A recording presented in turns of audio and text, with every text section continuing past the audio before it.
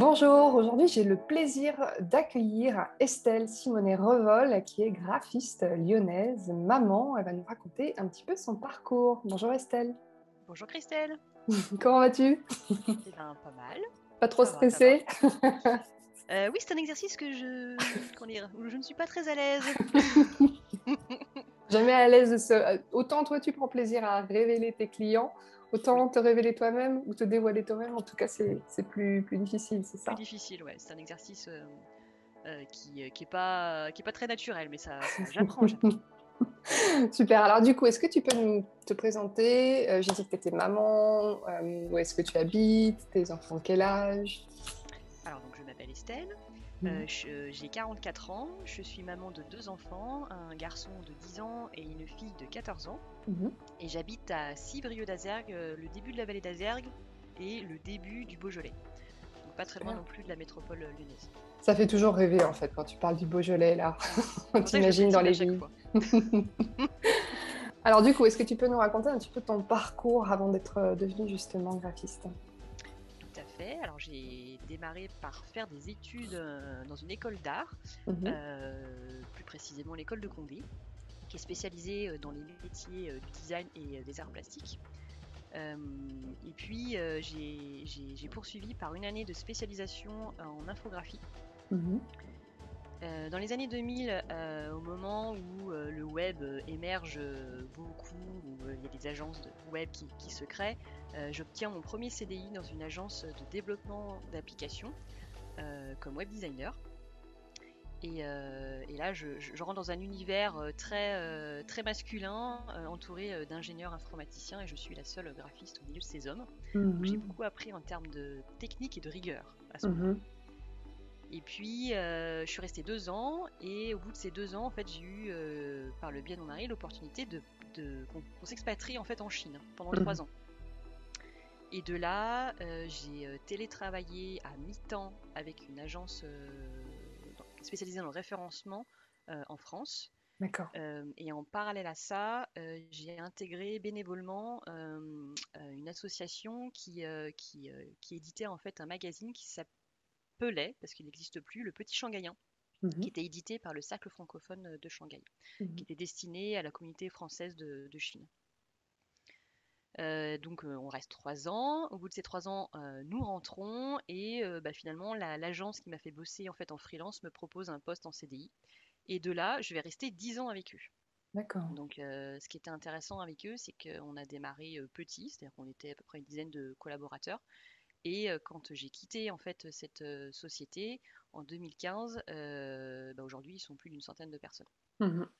Donc en fait j'ai bénéficié en fait euh, de leur montée en puissance, et de là j'ai obtenu un poste intéressant. Je suis devenue responsable de communication visuelle côté annonceur. Donc, j'ai beaucoup appris voilà, avec eux. Ok. Et puis voilà, donc ça a duré jusqu'en 2015, et en 2015 j'avais bien fait le tour du sujet. J'avais envie de nouveautés, et j'ai réussi en fait à négocier une rupture conventionnelle avec cette société, ce qui m'a permis en fait de monter en fait une start-up avec quatre autres cofondateurs dans le domaine du sport, qui Mhm. s'appelle Be My Sport. Et moi j'étais en charge en fait de m'occuper de la communication de cette start-up. Mhm. Et de là, en fait, on a vraiment beaucoup appris. Enfin, en tout cas, en ce qui me concerne, j'ai beaucoup appris, parce qu'en fait, on a eu la chance d'être incubé en fait Mhm. à Lyon Startup et puis à BDO Coaching. Mhm. Donc, on a vraiment eu tout le processus de comment monter une boîte, comment la gérer, comment faire pour qu'elle fonctionne en fait. Donc, c'était hyper formateur. Vous étiez combien? On était quatre au total. Ouais. Mhm. Au départ, en fait, on était trois, et puis on a eu besoin en fait d'un développeur, Mhm. et donc c'est moi qui en fait trouvé la personne, Mhm. le quatrième cofondateur, qui du coup a pu mettre en place en fait la plateforme de réservation. Je ne sais pas si je l'ai dit, donc c'est une plateforme qui permet en fait de réserver son cours de sport Mhm. à la demande. D'accord. Voilà. Ok, super. Et du coup, là, ça a duré combien de temps, cette Alors, expérience cette startup? aventure a duré 3 ans en étant sponsorisée par le Pôle emploi. Je Mhm. tiens à le préciser parce que c'est quand même pas Mhm. rien. Et puis, tout C'est-à-dire que tu te nature. rémunérais pas, quoi. Voilà, tout à fait. Mmh. En tout cas, la structure aujourd'hui, alors je ne sais pas si c'est encore le cas, hein, mais en tout cas à l'époque, en 2015, 2000 enfin, de 2015 à 2018, cette structure n'était pas en capacité de salarier en fait les fondateurs, Mmh. clairement. Donc, ben, en fait, ben, il y a un moment donné, il a fallu se poser les bonnes questions. Mmh. Euh, et puis, ben, en fait, naturellement, je me suis rendu compte que bah, j'avais besoin de passer à autre chose. Je suis quelqu'un qui a besoin de nouveautés, de challenge en fait régulièrement.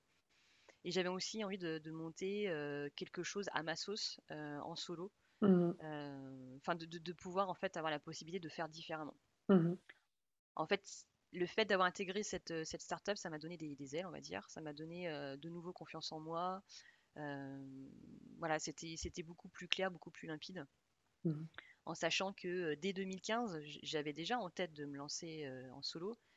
Il était clair que je ne voulais pas retourner à un poste de salarié. Mais voilà, j'avais encore ce frein de me dire, ouais, mais toute seule, comment, enfin voilà, j'étais pas au clair avec moi à ce moment-là. Mmh. Voilà, donc ça m'a vraiment propulsé Mmh. d'intégrer cette startup. Donc je les Super. remercie. Mmh.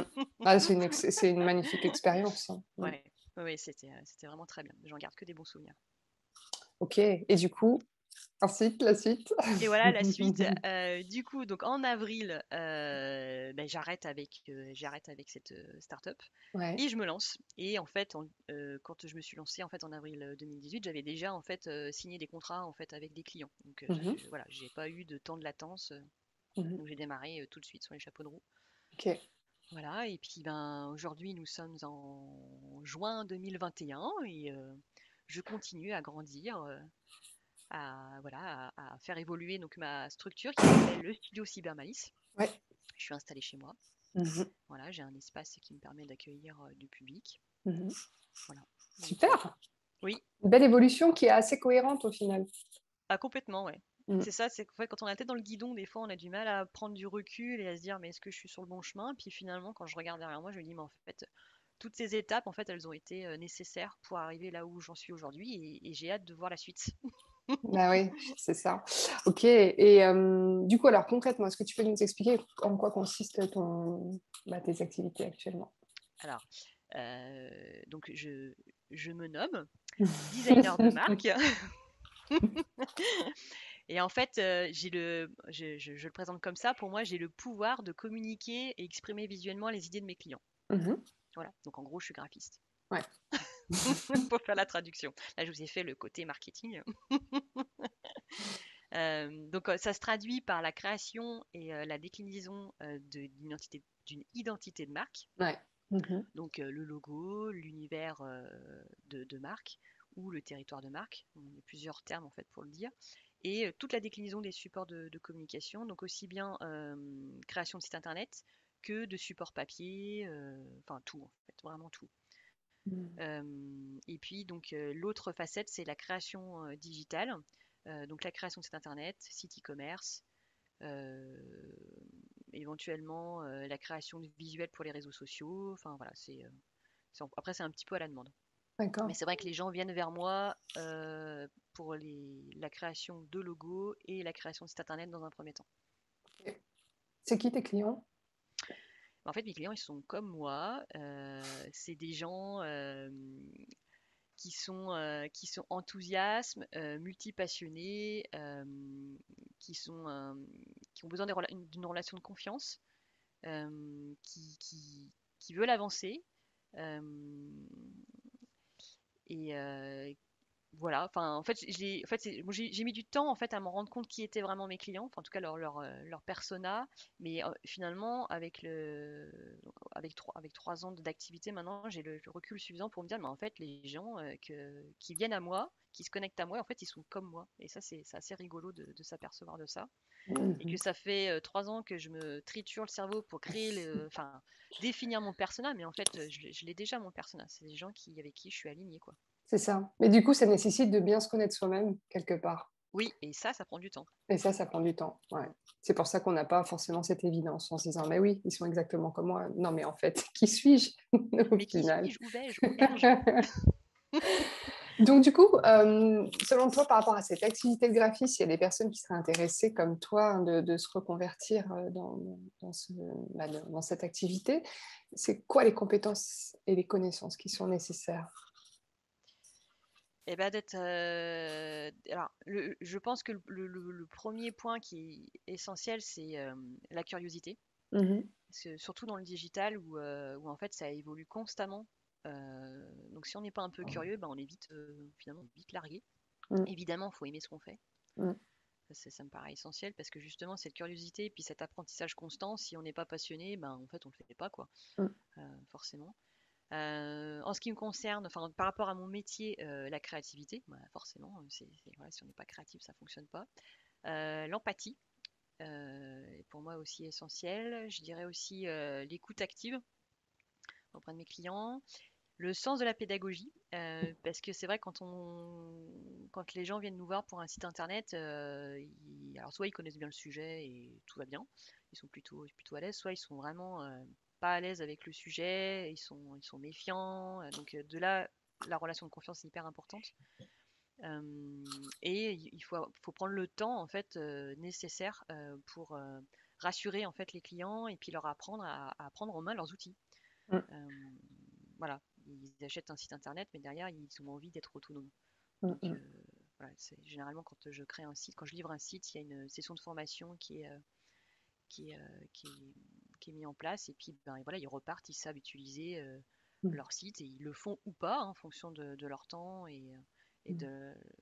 comment dire, de leur motivation. Mais en tout cas, ils sont contents de se dire, bon, ça y est, j'ai compris à peu près le fonctionnement. Ça me rassure, je sais ce que j'ai, je sais ce que j'ai pas. Et voilà. Et puis aussi, je dirais, euh, savoir se remettre en question. C'est-à-dire que ça m'arrive des fois alors c'est rare, hein, mais ça arrive de complètement me planter sur l'attente du client. Là, je parle surtout sur la création d'un logo, par exemple. Euh, En fait, de pas me planter, mais en fait de se rendre compte que finalement, j'ai entendu en fait le besoin du client, mais finalement le client n'est pas aligné finalement. Enfin, il se rend compte qu'en fait, ben, oui, il voulait ça, mais finalement, il n'est pas aligné en fait aux besoins qu'il avait exprimés. Mhm. Donc, bah, il faut savoir se remettre en question Mhm. et se dire bon, ben, on sait que c'est pas ça, Ouais. et on redresse et on avance avec le client de nouveau et voilà, on se dit pas, mais je comprends pas, il devrait être content. Voilà, cette remise en question, elle est hyper importante pour moi pour avancer et Mm, puis voilà quoi, enfin, être mm. bien, euh, être bien avec son client. Super. Ok. Pour des personnes qui aimeraient, qui sont peut-être encore, on va dire, au stade salarié, qui aimeraient se lancer justement dans ce domaine parce qu'ils savent que quelque part, tu vois, le visuel est important. Alors toi, j'ai bien compris que tu t'étais quand même formé à la base. Et pour des personnes, on va dire, qui sont vraiment en pleine reconversion professionnelle, qu'est-ce que tu conseilles en termes pour se former et pour se lancer aussi dans ce milieu Alors, pour se lancer en tant que graphiste? en tant que graphiste, Mm, euh, bah, clairement, il faut avoir la fibre créative, hein. mm, Je veux dire, si on l'a pas, c'est compliqué. Des mm, fois, on le découvre tard. mhm. Mais oui, c'est Moi, pour ça que je te le dis, en fait. ouais, alors moi, j'ai toujours, enfin, pour moi, c'est complètement naturel, hein. C'est même un équilibre. C'est comme ça que je fonctionne. Après, là, j'ai discuté hier avec une freelance qui, elle, a fait des études en fait d'informatique Ouais. et en fait, ben, ça lui plaisait pas. Puis en fait, maintenant, elle est graphiste comme moi, mais elle a pas fait d'école, etc. En fait, c'est un don, quoi. Enfin, je veux dire, Mm, elle l'a découvert tard, mais enfin, mhm, même pas si tard que ça. Enfin, elle n'a pas fait d'études en fait associées à ça. mm. Alors que moi, Oui, j'en ai fait. c'est ça. Euh, Mais au final, il n'y a peut-être pas forcément besoin d'études quand on a cette fibre créative. C'est peut-être arriver à se faire confiance et à se lancer et commencer petit à petit à pratiquer quelque part. En fait, pour moi, ce qui est essentiel aujourd'hui, c'est ce que je dis à mes enfants, il faut s'écouter. Mm, C'est-à-dire que c'est pas parce qu'on va faire des études, je sais pas, là par exemple avec ma fille, 14 ans, on commence à réfléchir à son orientation. C'est tellement tôt.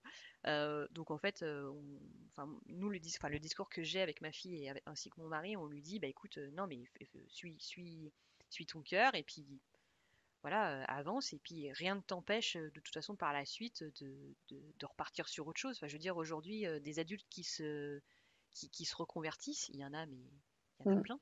Mhm. Parce qu'en fait, finalement, ils se rendent compte qu'au bout de 10 ans, bah, ça leur plaît plus, ça correspond plus à leurs valeurs, enfin, ils sont pas bien en fait. Donc, Mm. bah, ils se donnent cette chance Mhm. de repartir sur autre chose. Chose que nos parents ne faisaient pas. Ouais.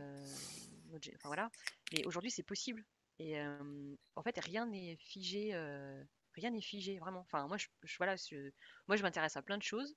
Et c'est aussi pour ça que des fois, c'est un petit peu difficile pour moi de- d'atteindre mes objectifs. C'est que j'ai tendance un peu à partir dans tous les sens. Mais finalement, donc moi, j'ai plein de bouts de puzzle. Mais quand je rassemble, enfin, quand je finis par rassembler tout ça, ben, finalement, tout a une logique, en fait.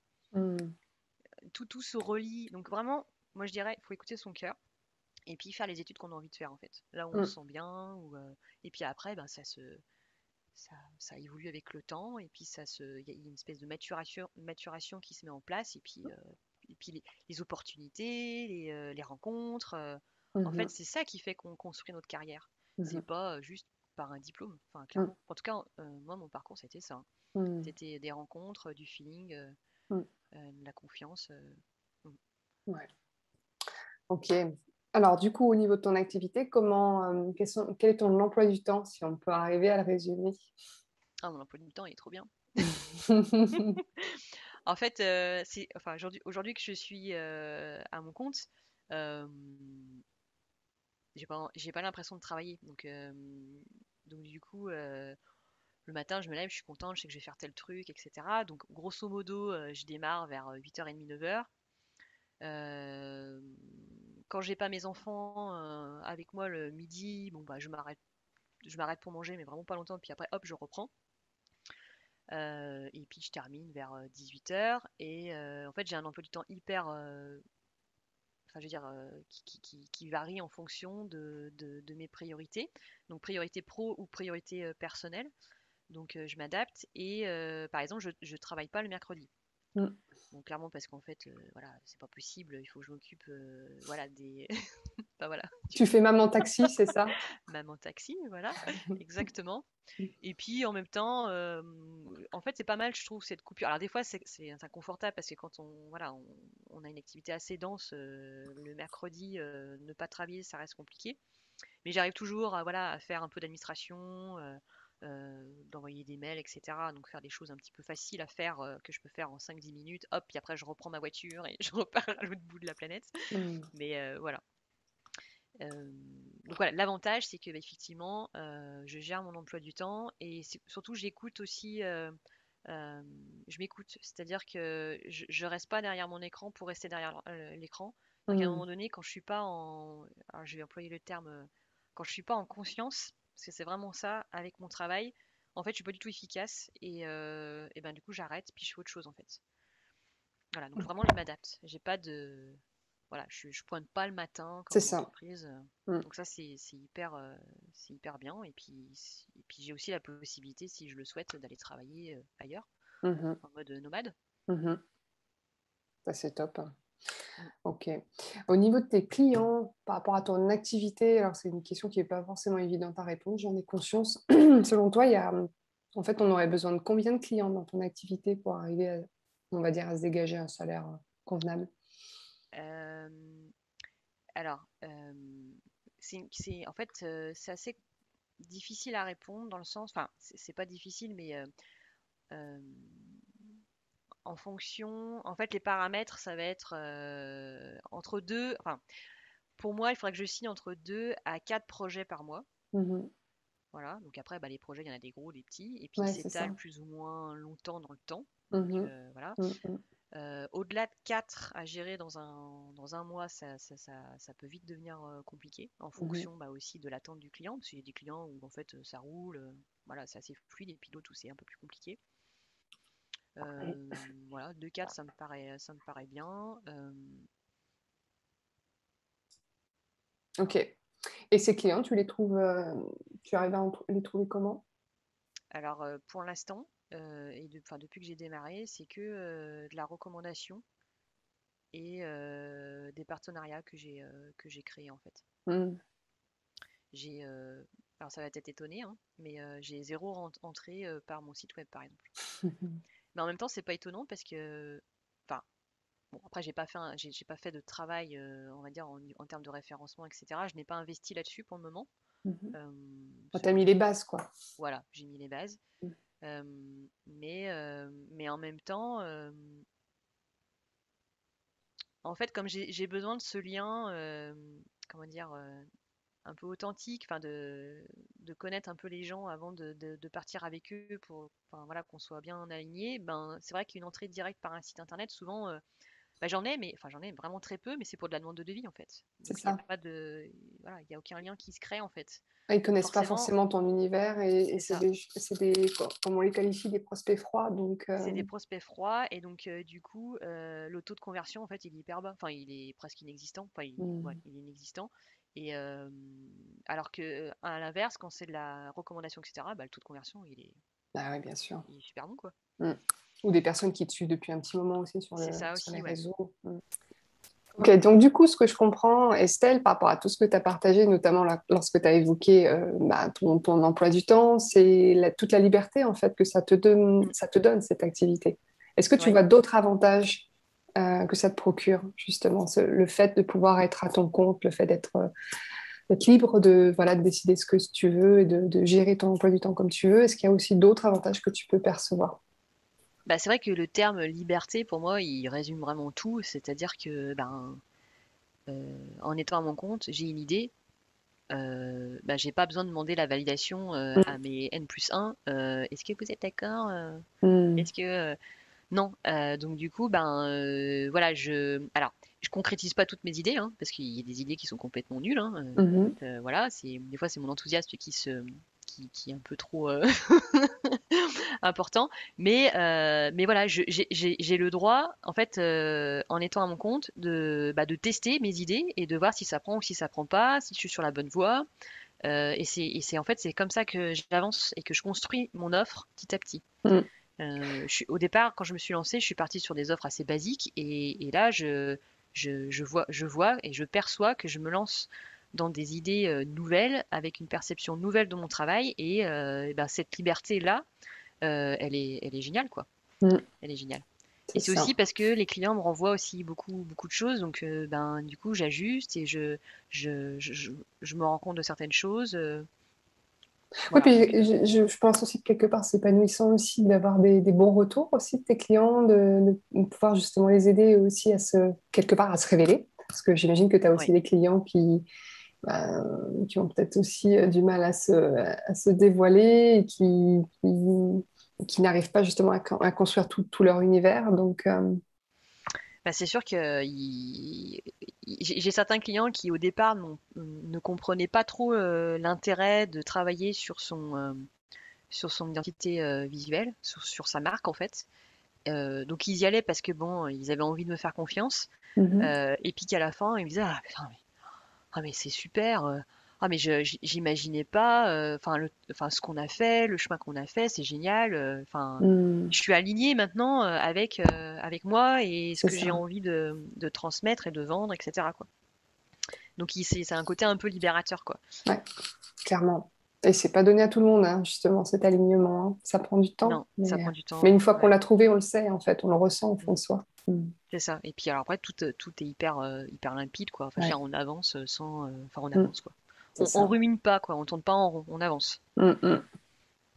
Ok, donc du coup, si tu as des parents que tu rencontres et qui aimeraient se lancer comme toi en tant que graphiste, qu'est-ce que tu leur conseillerais avant de se lancer? Alors avant de se lancer. Alors pour moi il y a trois points importants. Mm. Euh, donc je dirais 3, 2, 1, partez. On va commencer par le 3. En fait, pour moi, quand on veut se lancer, il faut déjà savoir pourquoi. Connaître les raisons principales de ça. C'est-à-dire que, en ce qui me concerne, c'était la liberté Mhm. créative. Euh, et je dirais que ça rejoint le. Alors, je sais pas si les personnes qui vont nous regarder connaissent, mais le fameux Why de Simon Mhm. Sinek. Mhm. Euh, Ça devient un peu le truc. Enfin, Oui, on en faut pas parle passer à beaucoup. côté, quoi. Ouais, on en Ouais. parle beaucoup depuis un moment. Alors moi, je l'ai découvert, le why, quand on a créé en fait la start-up, donc en Mhm. 2015, où on a été incubé, etc. Donc on nous en a parlé forcément. Mhm. Donc ça a été un peu une découverte.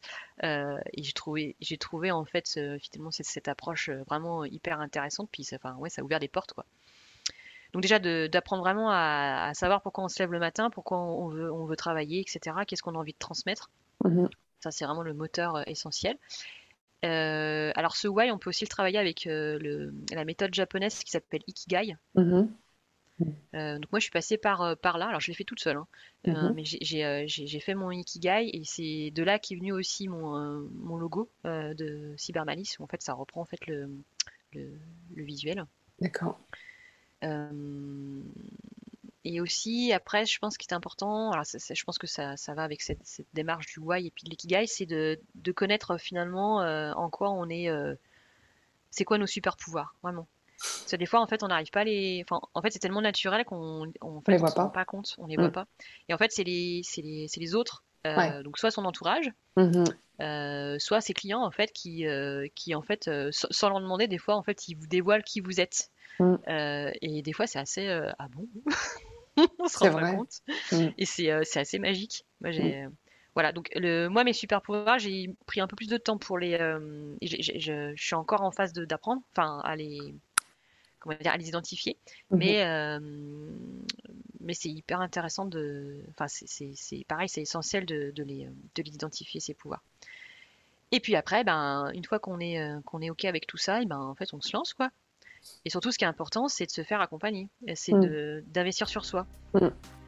C'est ça. Ne pas se C'est. sentir seul Ouais. et de se créer aussi un réseau Se quelque créer un part. réseau, échanger avec les gens, poser des questions, ne pas vouloir tout faire tout seul, Mhm. savoir se faire aider.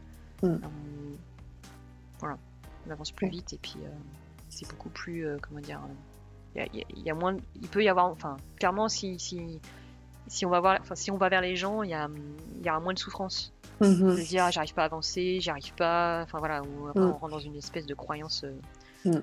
euh, voilà, pas cool. Donc, Oser demander de l'aide. Mhm. mm. Super, bah écoute, magnifique parcours Estelle, je te remercie beaucoup. Donc si on souhaite te retrouver, justement, retrouver ton univers, sur Alors, quel site? Dis-nous tout. Alors, donc il faut aller sur le site Cybermalice, donc cybermalice.net. .net. Voilà. Donc le cyber, c'est en référence à l'internet d'avant, Mhm. quand j'ai C'est démarré, vrai. Mhm. et malice parce que ça me définit un petit peu. Mhm. Parfait. Ok. Eh ben écoute, un grand merci à toi. Eh ben merci à toi, Christelle. Passe une très bonne journée. Et bien Puis à toi aussi. bientôt. À bientôt. Ciao.